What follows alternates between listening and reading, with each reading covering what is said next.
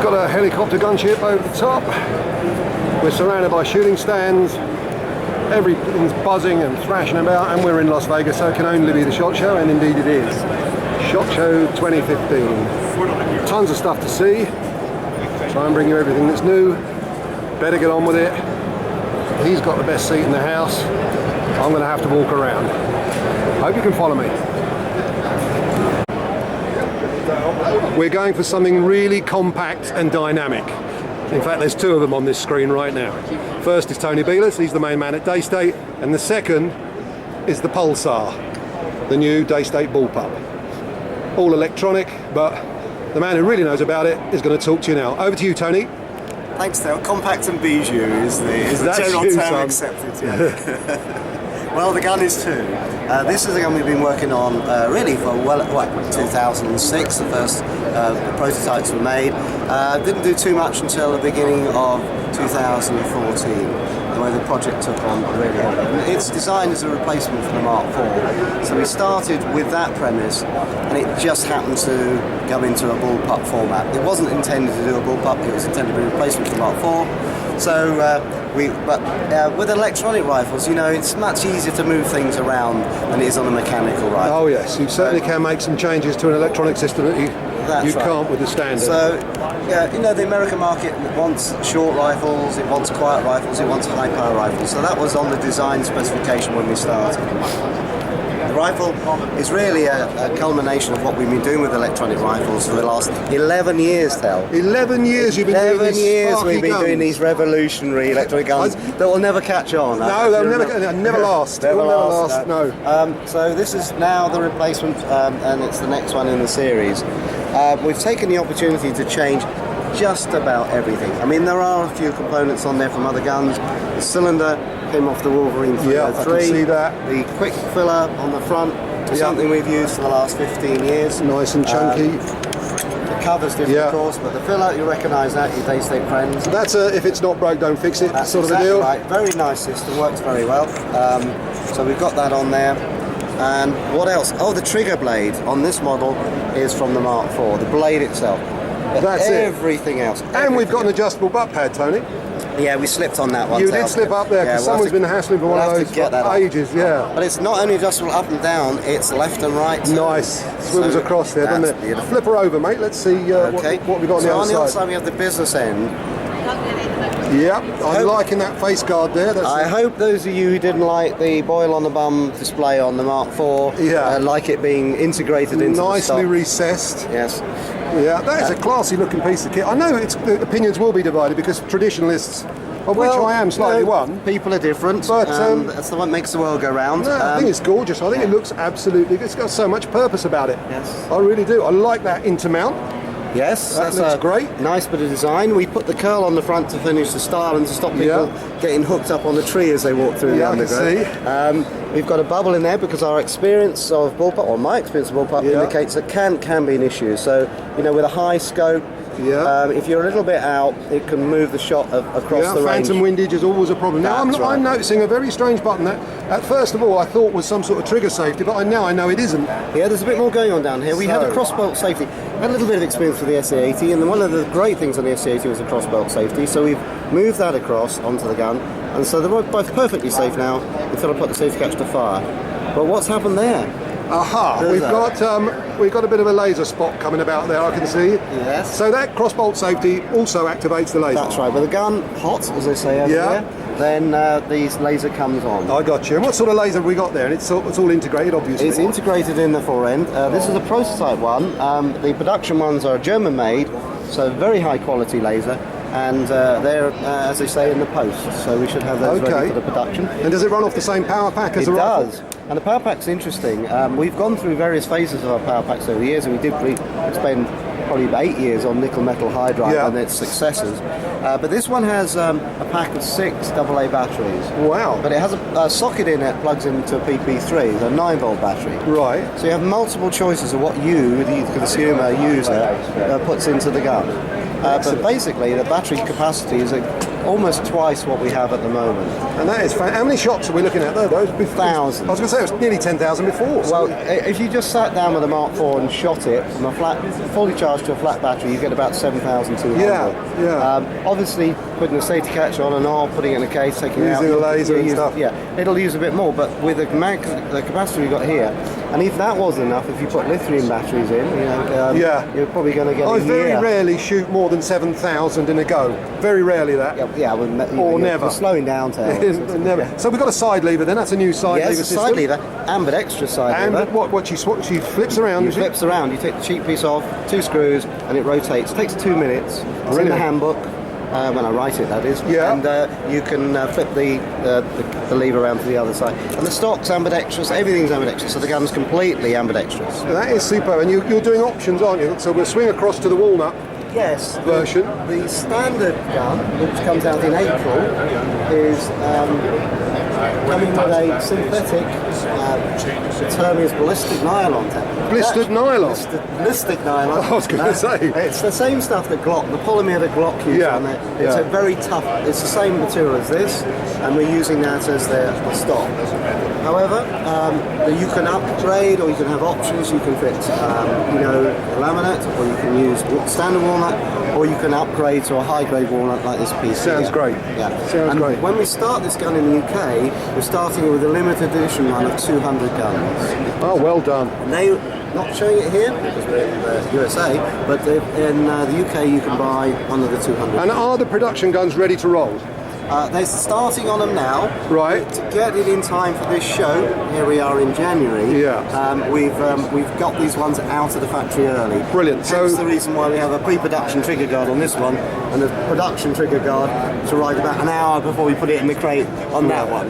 So we're still doing that sort of thing with it. And while you're on camera, I can have the first production one for a test. Is that correct? Where am I going to go? Of course you can. Thank you very much, mate. And these are all staying. All the. That's right. There is this Mark range IV, here, which is not here, is being retired, although it's still a popular rifle. There's quite a few in the shop, so it shouldn't be too difficult to get one. We don't have an air ranger there because that's been phased out with a Wolverine in the US. Right. But the Wolverine has been such a huge success, including our C-type Wolverine, which is one of the most popular guns we've done. Excellent. And here on Air Guns of Arizona stand, you're still sort of one of the main flag flyers here in the States for the 20 years we've been with Air Guns of Arizona. It's quite a long time. We've got to know them very, very well. And of course, they have Brocock over here as well. Yeah, they've got the whole set. Well, look, I'm going to go running around this show. Yes. And I'm going to sort of catch up with you later on. Right. No doubt at a social function somewhere classy and discreet. And I'll be seeing you on the other side. See you in the pina coladas. All right, mate. Yeah. Ta-da. All right. I'm on the Crossman stand. They've got loads of new stuff. I guess the flagship's got to be the Bulldog 357. 357 caliber. Hunting gun, bullpup format, mechanical, not electronic. 5-shot magazine, everything moulded in there so it fits around your face. You can rest your face against it. Simple lift in, lift out mag, charged to 3000 psi, 2-stage adjustable trigger. Huge scope rail. Look at the length of the scope rail. And it's obviously not just for scopes, you can fit all sorts of stuff to it, Picatinny style. Mainly synthetic outer, but good old solid engineering inside. They're taking deer and hogs and all sorts of things with this. But it's an easy gun to use and it's quite easy to shoot. I wouldn't mind having a go at this, but in the meantime I'm going to have a look around and see what else Crossman have got. I promise there's quite a bit to see. Well, they said there was more to come from Crossman, and indeed there is. Look at this thing. This is the Armada. Now, Martin Stelling's going to take us through it. Over to you, Martin. Okay, so this is the Armada. It's basically built around the Benjamin Marauder model. It's redressed as an AR-15, so it has mid-spec. You can change the buttstock and the hand grip. It has a beautiful rail and a really high quality nylon fiber on the sides, so you can basically mount whatever you want.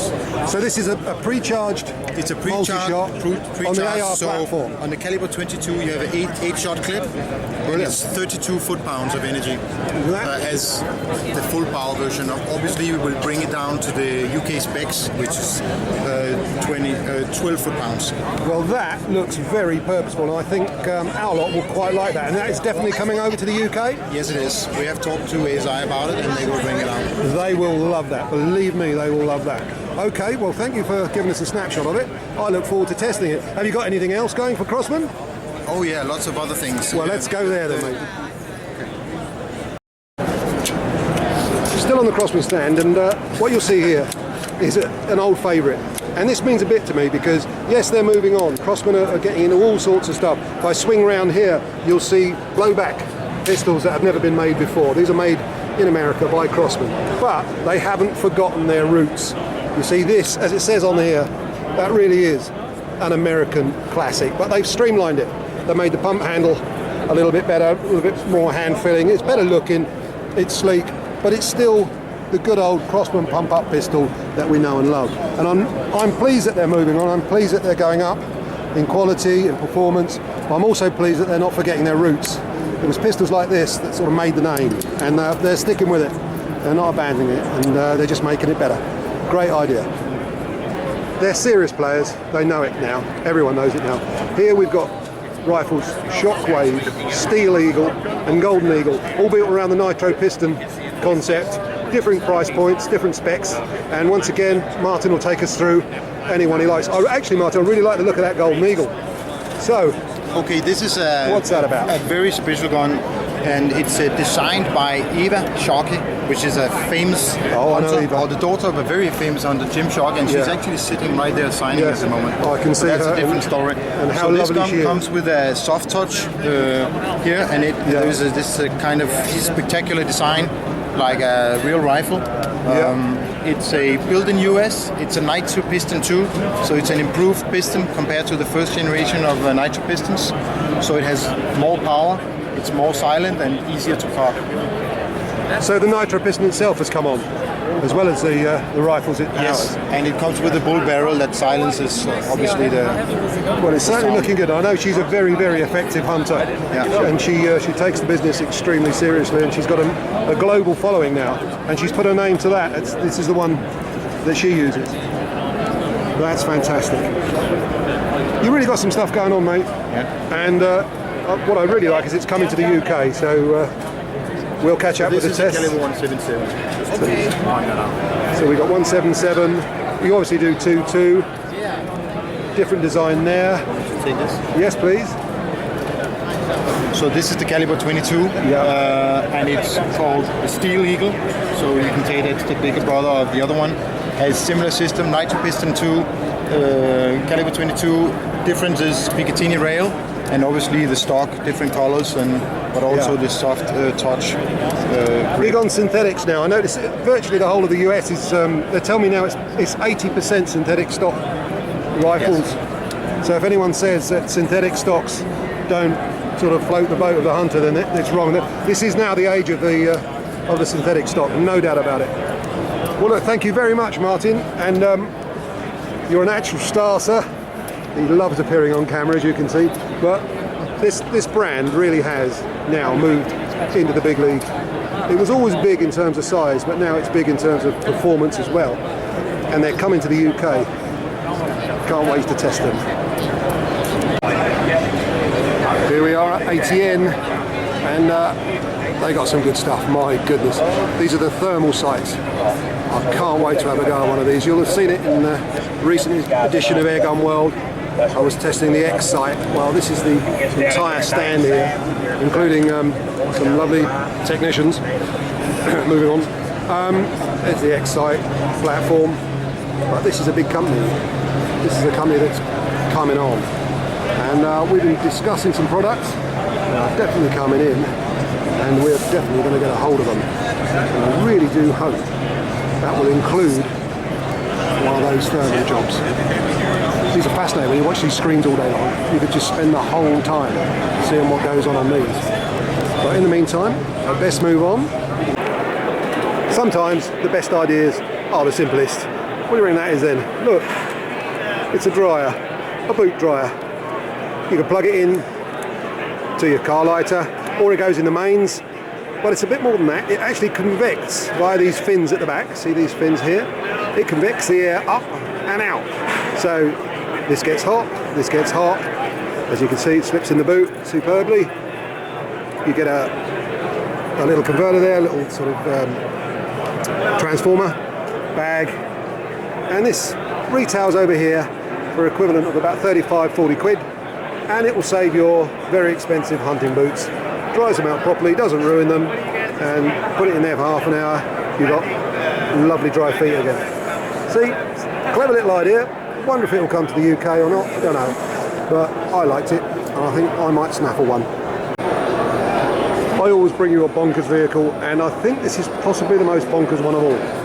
Right, we've got your flat out supercar here, not a clue what the spec is. Monstrous great engine, looks like it does 1,000,000 miles an hour, but have a look. It's got two 50 cal machine guns mounted on the back of it.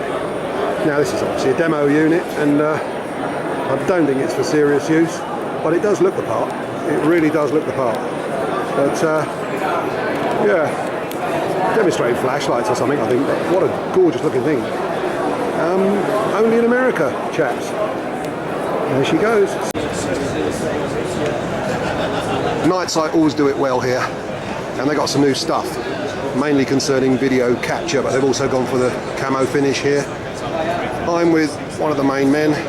This is Phil Craven, star of Stage Screen and Review. Very shy guy, hates to talk, does Phil. You'll see him all over social media. Here, he's going to take over now, and he's going to take us on a tour of the latest unit. There you go, Phil. What's this all about? Right, so what we've got new for 2015 is the camera module that has its own SD capture device. So simple little button on there, there's a little red light. Got it. When you press the button, it starts flashing, and then when you press stop, it goes steady again. Little SD card on the side of the unit, you can eject that, take your SD card out, off you go. Micro all SD, captured, yeah. Micro SD. How much will that hold? How many minutes worth of... Well, it depends on the size of the card. We're going to start around 16 gig and go to 32 gig. 16 gig is going to give you a couple of hours of constant footage. Brilliant. 32 gig will give you to 5 or 6 hours. So walk us through the actual sight system. I see you've got the latest battery there. Now that tiny little battery, I'm told, will run for 7 hours continually. That's right. That's correct. That's amazing. That's a 1.5 amp hour small lithium-ion battery. Connects directly into the camera module and powers the unit. Nice and small, not like the old brick we used to have when we first started off back in the Yeah, I quite enjoyed that. Okay, we've got a nice smooth action on the Viper. So no clicky stop. Clicky stop. No, okay. We've got a nice smooth action with the IR now on all of the product range. So we've got the Viper, the Wolf and the Eagle. So we're doing Viper, Wolf and Eagle 2, and the 2 refers to the image capture section. That's correct, yes. That is absolutely brilliant. I see you've gone a bit bonkers with the camo as well down here. You've got everything camoed up. Various real trees, blaze orange, and a lovely fetching pink, Phil, which I think is your own personal favourite. Yeah, it is. Okay, mate. Well, look, we're going to be testing some of your stuff. We're going to get it out in the field. We already know it works, and this is going to make it work better. So we'll look forward to doing that. The not the camo, the capture device unit will be available from March. It's going to be launched at Iowa. It's showcased here in the US, but it will be launched in March at Iowa. Okay. There's always one thing I really, really want at this show, and for the second time, this is it. This is the Gatling gun. Give it some crank, son. There she goes. Look at that. What a thing that is. Hand built, thousands and thousands of dollars. Just imagine the fun you could have with that. Not in our country, I guess, but over here. What a wonderful, wonderful tool that is. The Gatling gun. On the Colt stand, just briefly, no air guns or anything here. What I want to show you is just the answer to anyone who thinks that synthetic stocks really don't have much of a play. I'd say now 80% of the guns at this show have got synthetic stocks. Yes, of course, the AR platform, that's everywhere. But it's not just the AR platform. Synthetic stocks are here to stay. They are actually the future. You can do more stuff to them and with them than you can with wood. And we traditional types are just better suck it up, because that's what's happening and that's where they're going. As I'm walking around, I'm looking at the live ammo stuff and thinking, what would translate to an air rifle platform? And I think this would. There's lots of stuff on here that we could use. We've got an adjustable butt pad there, look, an adjustable cheek piece, really nice comfy bolt. We've got Picatinny rails all over the place. This, without too much modification, really could adapt itself to air rifle use. It's on the Steiner stand, but just like its little neighbour here, there are possibilities there. Adjustable full length there, you see, folding. I mean, this is obviously again live ammo, but pre-charged pneumatic, magazine fed. Stock possibilities are endless, and stocks are where it's going. At last, we're waking up to the fact that we need to make these guns fit the user. Mechanically outperform us, but now they're going to fit us too. Only be good news. What we got here is my mate Chris doing the best he can to uphold this AR-50 from Armalite. Look at it, it's a long range, obviously a sniper's weapon or a long range competition gun. This one, I don't think snipers would have quite that disco stock on them, but it must be 20 odd pounds, I should think, in weight at least. But 50 caliber, supremely accurate thing. And every year I come past these things and I cannot pass them without looking at them. Even that, look at that muzzle brake there. That's just the most amazing thing. It's just a great big bullet platform. And as I say, they're used for long range target. And obviously this one over here, that would be the full sniper. Never a shortage of cool vehicles at the SHOT Show.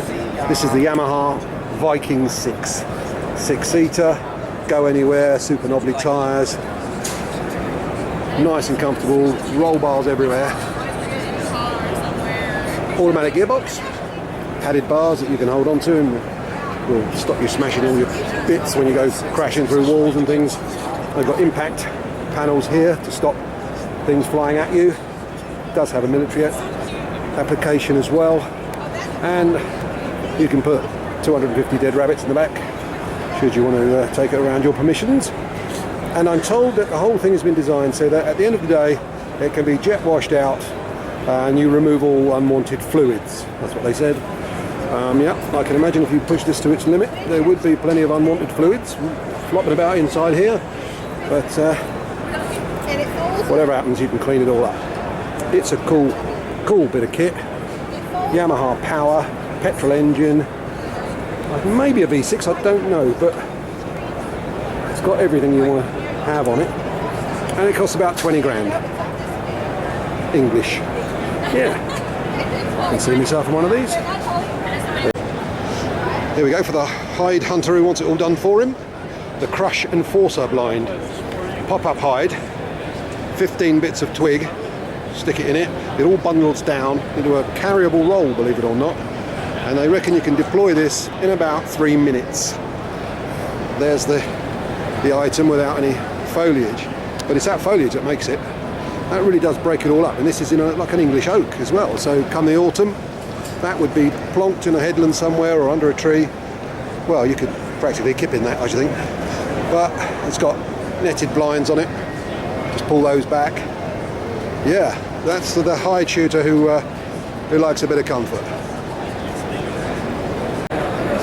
It's early morning, it hasn't filled up yet here. We're on day 2, just at the Realtree stand, and right next door, Buck Commander, as in Duck Dynasty. It says Buck Commander and Duck Commander, and later on the Duck Dynasty stars will be sitting around that booth, and this floor space here will be absolutely jam-packed. You won't be able to move, you won't be able to see anything. There'll be about 500 people here, and some of them are already getting in position now so they can have a look at the Duck Dynasty boys. So I'm a bit of a fan, but I'm not going to hang around here all day to catch a glimpse, so let's move on. For the toddler who has everything again, look, Daddy's hunting girl. Realtree kids, everything in the world for them. They've got newborn size around the corner there. Lovely little t-shirts. I love the way they include the kids in all this. Look at these things, they've got little button-up things that go around the nappies. They're there for tiny, tiny children, and they love it out here. They're proud of their hunting heritage, and they do everything they can to sustain it. Always got to have a mad truck. This truck's about as mad as it gets. Look how long it is. It's actually basically a lorry. Ford F650, I'm told. Huge, huge, great thing.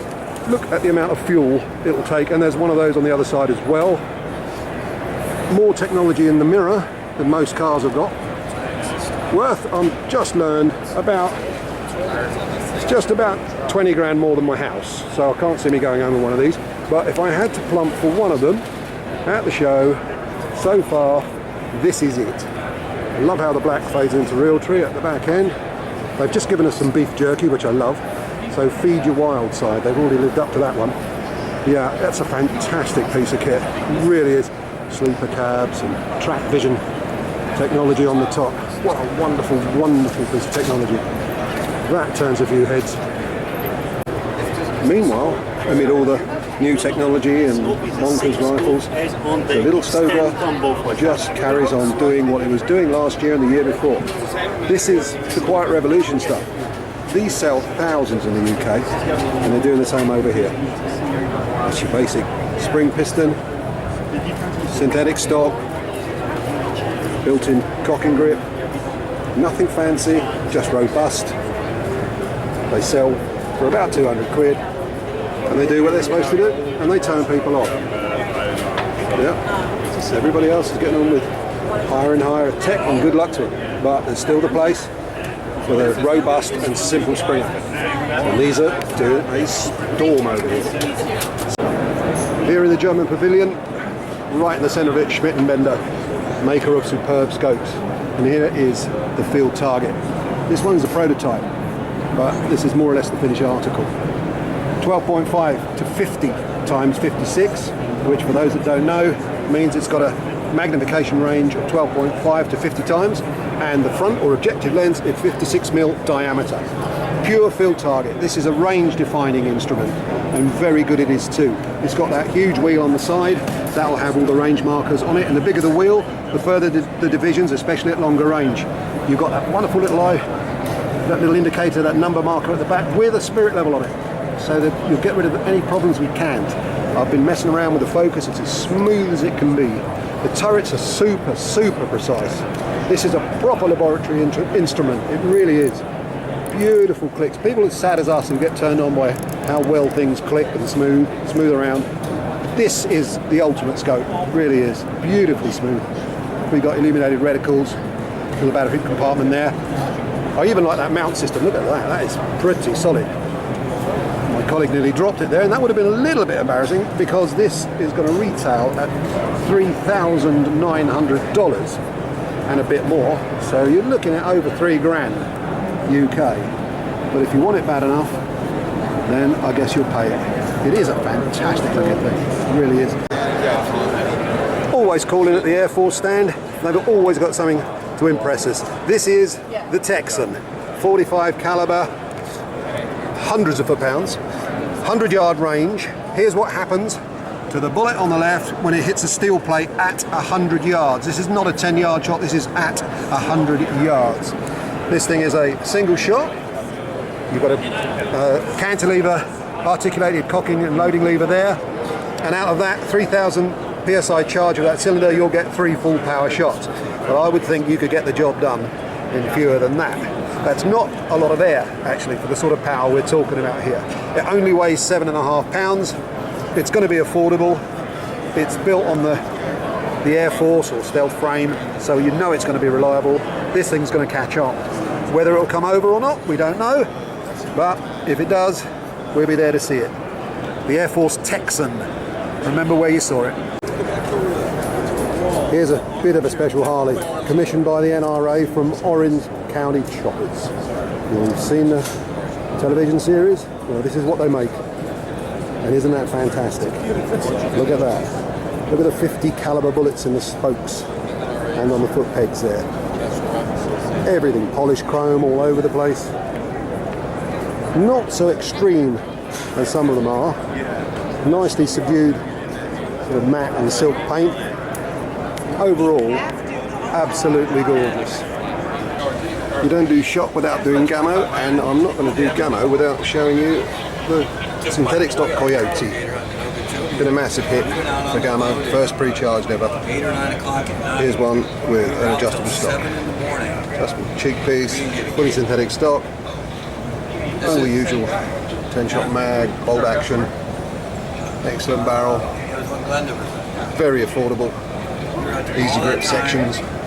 I didn't sleep The Gamo Tactical, I'm assuming that's what it is. I don't know what the name is yet. I'm looking for a sample to review, provided it's coming in. And yeah, they like their tacticals out here, same as everyone else. But there it is, we know it exists. I was told about it, and that's it. As you would imagine, being one of the biggest companies out there, Umarex have got it all going on over here as well. Look at some of this stuff though. I've been to Umarex headquarters several times, I've not seen these. This is a BB, steel BB, 600 feet per second. Same thing here, 177 caliber steel BBs. Look at the shape of that one. That's different, isn't it? Again, these are BB blinkers. This is a modular system. As you can see, it converts bases on a pistol and strap that frame around it and turn it into a little compact rifle. Coming over here, these are multi-pumps. They've sort of reinvented the multi-pump over here, the next gen modern multi-pump air rifles. I have the main man with me, look, Oliver Lux, there he is, my friend Oliver. I'm just admiring the Umarex I've never seen before. But you can bet your life they'll do the right thing, because Umarex always do. Purely something of interest, we're in the NRA museum, and there it is, look, that's the actual revolver that was used by Dirty Harry, the 44 Magnum, used by Clint Eastwood in the films of 1971 and Magnum Force in 73, and it was presented to screenwriter John Millis for his contributions to both movies. A fine handful of pistol there, Dirty Harry's own revolver, and there we are, you can see there's his ID, Harry Callahan, Inspector, Dirty Harry revolver. I guess this is the right place to sign off. The NRA Museum. We've had a wonderful show. We're absolutely exhausted, as we always are. And here is where they celebrate our sport. And if you want to know what the philosophy is, just read that. See you next year, everybody. Hope you've had a good show. I know we have.